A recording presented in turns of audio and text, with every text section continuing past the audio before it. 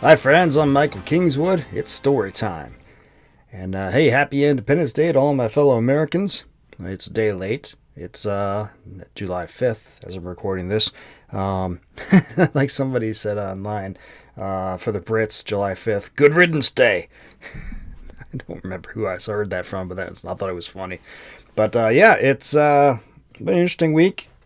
Yesterday was cool in terms of the fact that it's July 4th, hanging out with the kids and doing family stuff. But then it came time for fireworks.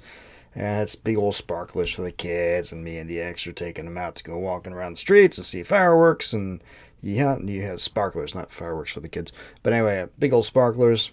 And we get out of my neighborhood, and right across the street from my neighborhood in the street there's cop cars flashing. And this is a nice suburban area. And I was like, what the heck's going on? And my oldest son was like, I don't know about this. And he starts heading out, and I walk across the street where there was a news camera set up, and sure enough, somebody got shot right there, right outside of my freaking neighborhood, which is, like I said, not a bad part of town at all, or a bad neighborhood. It's like, what the heck? So that pretty much killed our festivities a bit, and we just sort of hung out at my place, and I kind of stood guard. Turns out, found out this morning in the news, some 16-year-old kid got shot, and they still haven't caught the person who did it. Don't really know who did it or why. Some kind of argument in the parking lot in the apartment complex there. It's like, really? Well, that just sucks. So kind of a weird twist to the July 4th things here. And anyway, it was, San Diego. They closed down the city, became being communists and wimps over the whole COVID hoax, or closing everything down.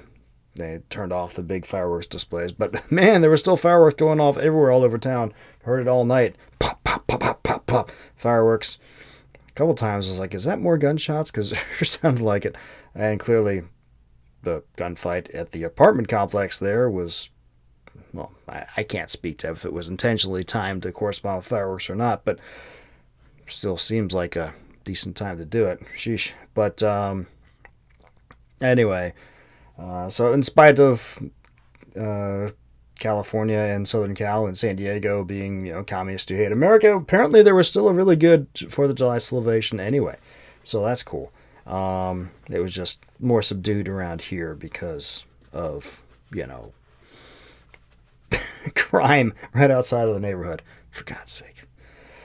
Anyway, you didn't come here to listen to me moan and groan about that sort of thing, though. And some of you probably are listening are like, oh, that jerk. What are you talking about? California's communist. Well, hey, I'm just going to leave it at that. And we'll go back into the chapters of the Pericles Conspiracy, which is why you're here, to listen to fun fantasy and science fiction that I write, and occasionally mystery too, that I write, that I read for you guys here for your edification. And that's why you keep coming back, because it's fun. So we'll get right back into the next two chapters. We're coming up near the end of the book here. Today will be chapters 53 and 54 out of 63 total. And we'll leave it at that. Enjoy. I'll talk to you on the flip side. Chapter 53. Through the Front Door. The lift doors opened. Beyond lay the antechamber, leading to the two personnel access airlocks in Agrippa's forward ring.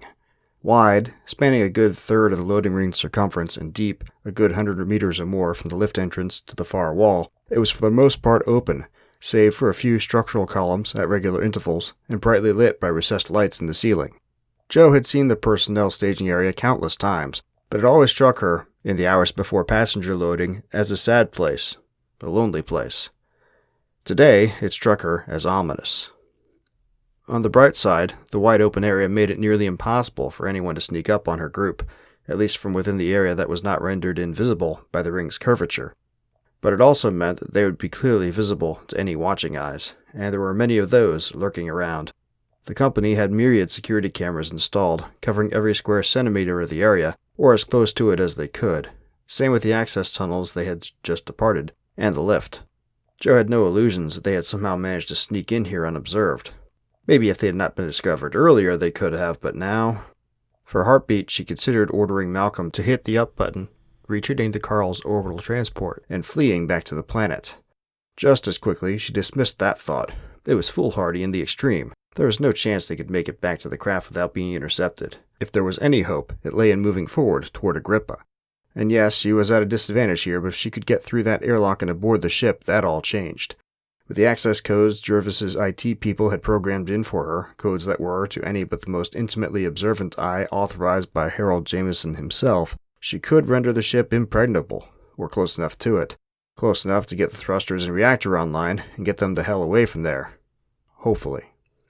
"We going or not?" Grant's words jerked Jo out of her reverie. She realized with a start that she had taken a step forward and was now blocking everyone else's path. Flashing him an apologetic smile, she darted out of the lift and turned left to where the loaders should be parked. She expected... Well, she was not sure what she expected, but silence and a complete lack of action was not it. As she cleared the lift doors, Grant and Thomas surged forward. They spread out, wide, and to the left and right, sweeping the area over the sights of their rifles. After a few seconds, they glanced back at each other. Despite being separated by a good 50 meters, they seemed to communicate complete sentences with the slightest of expression. A second later, Grant waved her and Malcolm onward. She hopped up into the loader, thank God it hadn't been moved, and then carefully moved it down into the lift car and slipped its arms under the pallet holding their precious cargo. Backing up out of the lift, she looked over her shoulder. Malcolm looked decidedly awkward with his rifle up against his shoulder as he watched her back the loader up. But he wore a grim expression of a man who means to do business with a weapon. And right then, Jo could not tell how much was feigned and how much was real. She cleared the lift door and turned the loader hard to the left and depressed the loader's accelerator, pressing the machine to greater speed toward the hatch at the far end of the room. It led to an extensible tunnel that linked with this airlock in Section 4 of Agrippa's forward ring, Ring A. That was the section that housed the crew living spaces during cruise flight and the alternate control station. From there, she could have the same controls as existed on the bridge, which was located on Agrippa's hub. She could start up the reactor, engage the maneuvering thrusters, burn the main engines, whatever she needed, and it was only a few hundred meters away. They advanced steadily, Grant and Thomas on the flanks, Malcolm on her side, the loader humming along nicely. As they drew within 20 meters of the airlock hatch, Jo imagined they would meet up with no further opposition.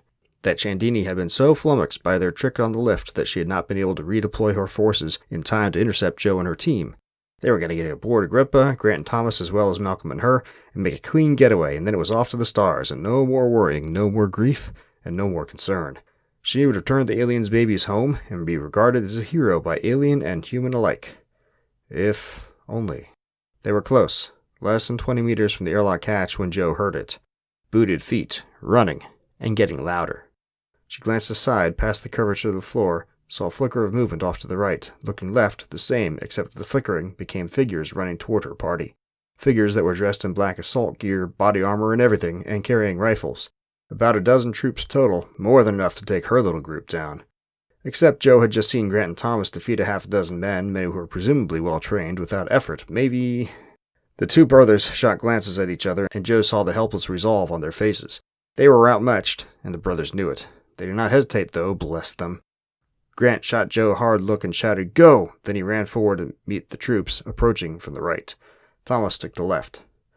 Jo wanted to tell them there was still time they could get to the airlock before the troops reached them, but she knew the truth. Without something to hold them back, the troops would gun them all down well before she could get the door open.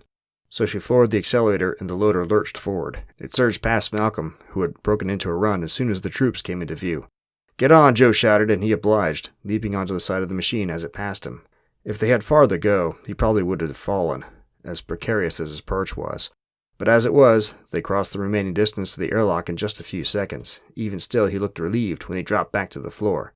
Jo swung the loader around to put at least some of its bulk between them and the approaching troops, and took it out of gear. Just then, rifle fire erupted from Thomas's direction, and the loud thump of a flashbang echoed from Grant's. Jo looked and saw the two men crouched behind separate columns. Thomas's troops scattered in the face of his fire, darting to find their own cover while shooting back, wildly from all appearances. Two of the men approaching Grant were down, stunned by the grenade. The remaining four split up, moving 2 by 2 toward his flanks. It's not going to take long at all to overwhelm the two of them. "Hurry, Jo!" Malcolm grabbed her shoulder and pulled. She slid from the driver's seat and had to catch herself to keep from sprawling onto the floor. Irritation flashed through her, sublimating the fear that had reared up when she heard the troops coming. She almost gave him a tongue lashing, but the deadly serious expression on his face, the tightness around his eyes that bespoke his own fear, drew her up short. He was right, of course. This was no time to screw around. She nodded to him instead and turned to the airlock control pad. He shouldered his rifle and sighted in on Thomas's troops. Maybe he could help hold them off. Malcolm's rifle barked, but Joe paid it no heed. Fishing her old holo card from the cargo pocket on her thigh, she pressed it against the control pad. The pad flashed a message in red. Security code verification required. That was the moment of truth. Harold's access codes would give the IT guys all the clearance they needed to make her access codes work. It had been so logical. Everyone agreed it would work, and their test runs had been flawless. But it was one thing to hack into the system from afar, so Joe could verify the codes worked on a remote workstation. This was something else entirely. If these codes did not work... She wiped sweat from her brow and tapped in the 10-digit alphanumeric code. P3R, exclamation mark, CL3 Sierra, colon, close parentheses. Not super inventive that, but it was easy to remember and appropriate. The system seemed to process the code for hours, though in truth she knew it took less than a second. The control pad flashed green, and the doors began to open. It was like being thrown a lifeline while drowning. They were in, and it was going to work.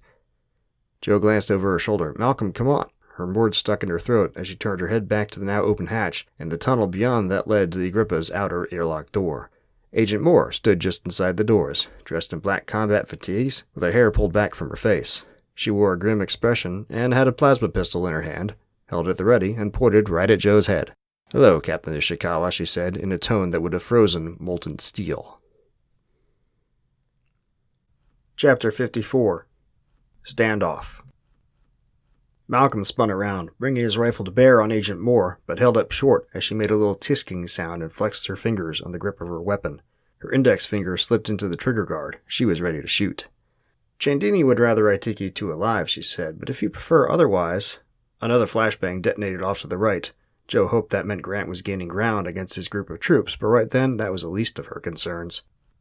"You know," Moore said, "I thought Chandini had lost it when she deployed us up here. There was no way you would be so stupid as to show your face." She pursed her lips and gave a little shake of her head.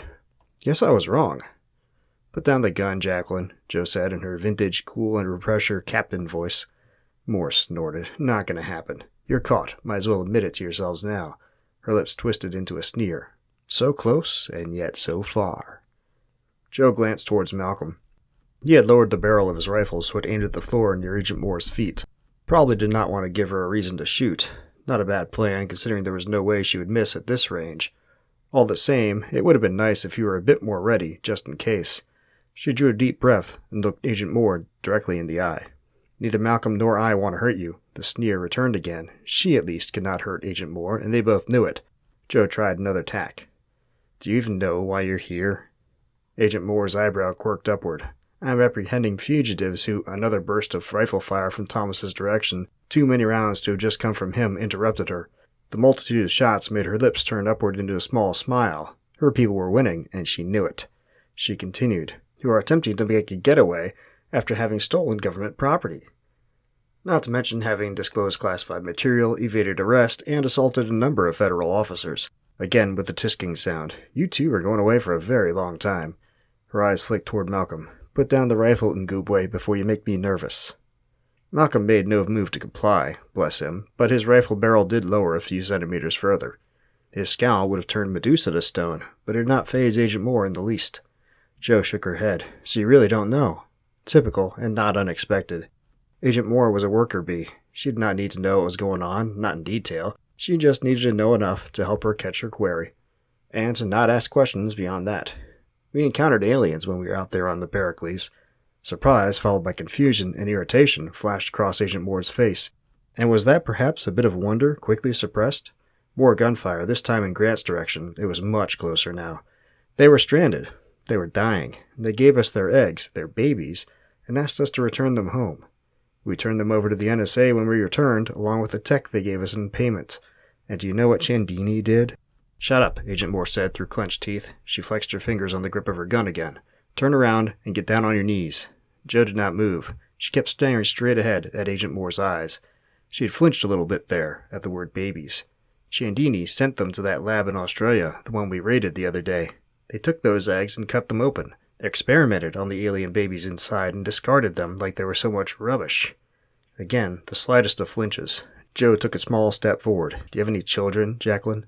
Agent Moore retreated in time with Joe's advance. "Get down on your knees, now!" She had flinched again, even more noticeably, and her tone was suddenly less certain than it had been. So she was a mother. That was rather surprising, actually. Not that she had attracted a mate, but that she had chosen to have a child. She seemed far too focused, too ruthlessly intense about her work to have had that side to her. But then again, people had many layers about them, apparently even government stooges. Joe pressed on, advancing once again. "We're not stealing from the government, Jacqueline. We're rescuing the surviving babies, bringing them home. Time to play the trump card. What would you want most if your child was trapped and in danger? Wouldn't you want someone to help if she could? Wouldn't you do anything to rescue him?" Agent Moore's hand trembled. "Her," she said softly. Joe advanced again. She was almost within arm's reach.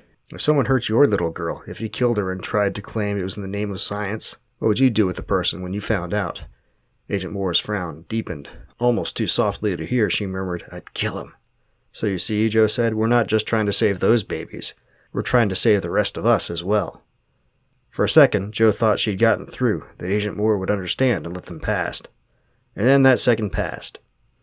Agent Moore shook her head. "No." And then, more strongly, she added, "No, you've broken the law. Even if you think you're doing the right thing, there are ways to go about it that don't involve doing what you've done." She drew in a deep breath, squared her jaw, and returned Joe's stare with a determined look of her own. "Get down on your knees, or I'll put you down." She glanced aside toward Malcolm. "Both of you." Joe did not let her finish the order. No sooner had Agent Moore's eyes left hers than Joe bounded forward and to her right, removing her head from the path of the pistol's barrel and aiming a roundhouse kick at Agent Moore's navel. Agent Moore's eyes flashed in surprise and she darted away. She was quick, very quick, but not quick enough. She had only just begun to move when Joe's boot struck her. She bent over and tumbled backward from the force of the kick, coughing as the breath left her lungs. She still clutched a pistol, though. "Malcolm, get the loader," Joe ordered as she stepped forward and grabbed at the gun in Agent Moore's hands. From the corner of her eye, Joe could see Malcolm hesitate for a second, clearly torn between helping her and getting the cargo to the ship. That second quickly passed, and he shouldered his rifle and hauled himself up onto the loader's control chair. More rifle fire, followed by a loud cry of pain. Joe could not tell from where exactly, covered the sound of the loader's motor shifting into drive. Not that Joe had the time to pay attention to it. Stunned as Agent Moore was, she was obviously well trained and in control of herself. The moment Joe's hand touched the pistol, she squirmed and twisted, almost succeeding in evading Joe's grasp. Only getting her second hand down around the agent's wrist prevented it. As it was, the pistol came perilously close to pointing at Joe's chest before she managed to force it away. And not a moment too soon, the pistol barked, and superheated plasma lanced out, the heat of its passage charring Joe's fatigues and causing her to grit her teeth in pain as her skin burned, along with her lower left ribs, and impacted with the ceiling. Joe twisted her hips, using the force of her momentum to pull Agent Moore from her feet and send her sprawling to the floor off to Joe's side. The impact jarred the pistol loose. For a second, Joe had a hold of it, but only for a moment. Then she lost her grip and the weapon dropped away and skittered across the floor toward Agrippa's airlock. Agent Moore noticed and tried to push herself up onto her knees to go after it, but Joe's boot in the small of her back stopped that quickly enough. Joe pressed down, forcing the other woman to the floor, and pulled her own pistol from its holster on her hip. "Don't move, Jacqueline." Beneath her, Agent Moore closed her eyes. "Just do it." Joe took a second to glance behind her and saw the loader still at the mouth of the tunnel, motionless. Where? And then she saw Malcolm, standing beside the loader with his arms wrapped around Grant. The fighting man was bleeding from a cut on his temple, and his left sleeve was torn away, revealing a painful-looking burn that ran down most of his upper arm. He moved stiffly on his right leg, as though he was having trouble bending it. Where was Thomas? Malcolm met her eyes and must have seen the question there. He shook his head, his face grim. Sorrow and cold anger welled up within Joe. She could see the same thing, magnified 1,000-fold, in Grant's eyes through the physical pain. Joe's heart went out to him. She had never had a blood brother, but she had a large extended family among her fellow starfarers. She knew how it was to lose a loved one. Her eyes flickered toward Malcolm, and she recalled the agony when he had died those months ago, except that he had not really died. Thomas would not come back from the dead like Malcolm had. There was no time to dwell on that now, though. "Move it," Joe said, in as commanding a tone as she could muster, and that was quite commanding, all things considered. She turned back to Agent Moore and pressed her pistol to the back of the woman's head. Then she reached down with her left hand and felt along her waist until... there. Handcuffs. Never leave home without them. A couple seconds later, Joe had Agent Moore's hands cuffed behind her back, and she shoved her against the wall so the agent would be out of the way. Then Joe hurried back to the loader and her two comrades, From the corner of her eye, she saw disbelief on Agent Moore's face. Hey, alright, so we had the big showdown with Agent Moore. And I hope you found that satisfying. I liked writing it. And it's part of the reason why I gave a couple of viewpoints from Agent Moore throughout the book. To give her more than just the mustache twirling villain thing, because you can see a little bit more about the kind of person she is and her concerns as we went about through those few brief point of view times. I kind of liked how Jo was able to get in the maternal side and before she got a one-up on her, and so that's good. But it's not the only obstacle remaining to them, of course. There's more more obstacles to get past. They still aren't necessarily out of there. They don't even really have the ship, and who knows what can happen. So come in next week, and we'll talk more in the next couple chapters. Or, of course, you can go buy the book, or however. Regardless, please do like the podcast and the videos, subscribe, tell your pals, and come back the Kickstarter. As I talked about last week, the Kickstarter campaign for my Glimmer Vale Chronicles series, third book, is going. It's still going slow. Like I said, hadn't done that good a job before last week getting the word out, and it's going slow, but steady progress. If you guys want to go check out the campaign, I'd appreciate it. The links will be in the show notes as well as in the slide at the end, and go from there. Meantime, come back next week, and we'll continue on with the book, Pericles Conspiracy, and hopefully we'll get through it here in the next couple weeks and move on to more good stuff. Hopefully, be satisfied with the ending, and that's it. All right, that's all I got. Talk to you next time. Until then, don't do anything I wouldn't do.